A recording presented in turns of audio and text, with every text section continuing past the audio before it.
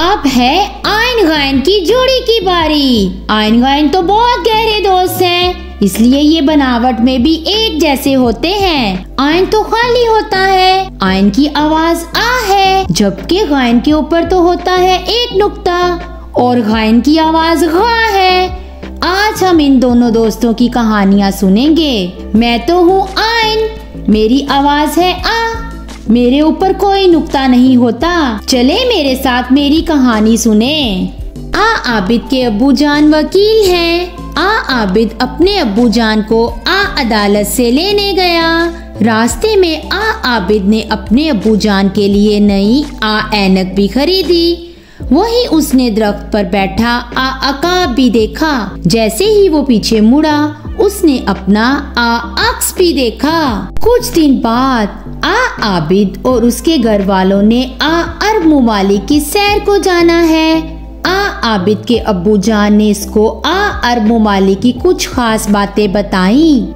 आबिद के अब्बू जान ने बताया कि अरब मुमालिक में बहुत बुलंद अमारात भी हैं। वहाँ लोग बहुत शौक से इतर का इस्तेमाल भी करते हैं और औरतें बुर्का पहनती हैं। आबिद, अदालत, ऐनक, अकाब, अक्स, अरब, इतर, अमारत, औरत।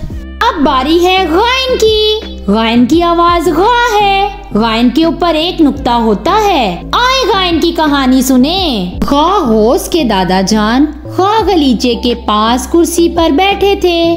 उन्होंने गा गुलाब से कुरान मजीद निकालकर बुलंद आवाज से तलावत की। गाहोस अपने दादा जान के पास आया और साहिल समुंदर की सैर पर जाने की जिद की। साहिल समुंदर पर पहुंचकर उसने गा गोताखोर को गा गोता लगाते देखा। कुछ देर बाद बच्चों का गा गोल छुपन छुपाई खेलने लगा। देखते ही देखते दादा जान की नजरों से सब गा गायब हो गए। बच्चों ने गा गुलेल से भी खेला। आज तो गा घोष की सालगिरह भी है। दादा जान ने गा गुलाम को गा गुब्बारे लेने भेजा। गा गुलाम ने रास्ते में दूर से गा गार भी देखा। सब बच्चे थक कर दादा जान के पास बैठ गए और उनसे गा गजल सुनकर खुश हो गए। गा घोष, गा गलीचा, गा गुलाब, गा गोता, गा गोल, गा गायब, गा गुलेल, गा गुलाम, गा गार, गा गुब्बारा। Thank you for watching.